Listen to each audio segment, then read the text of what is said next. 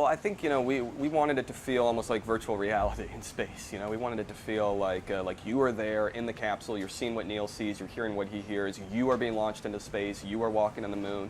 We tried to approach everything as immersively as possible, with sound, with imagery, IMAX photography on the moon, just really put the audience in the shoes of Neil Armstrong. But I think also what was even more important to us was the personal story, that at the end of the day, this was a story about human beings, ordinary people who were thrust into extraordinary circumstances, and how they had to find a way to balance life on the ground with life in space. And so I think the story of Neil and Janet, as beautifully played by Ryan and Claire Foy, I think that's an endlessly inspiring story.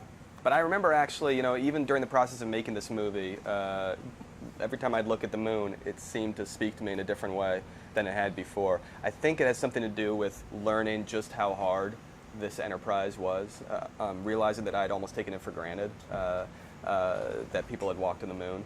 But to actually look at the period in history where people turned a fantasy into reality. It's a fantasy that humanity had had for millennia, but at this crucial moment in history, a group of people decided to turn that fantasy into reality, and it was incredibly dangerous and difficult, and came with a whole host of doubts and uncertainties and sacrifices and loss, but it happened, and I think it's just an incredibly inspiring story.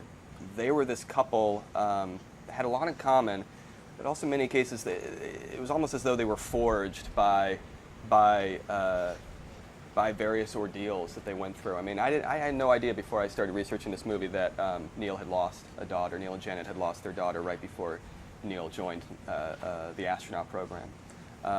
Or that so many of their closest friends were some of the people who perished along the road to the moon, fellow astronauts.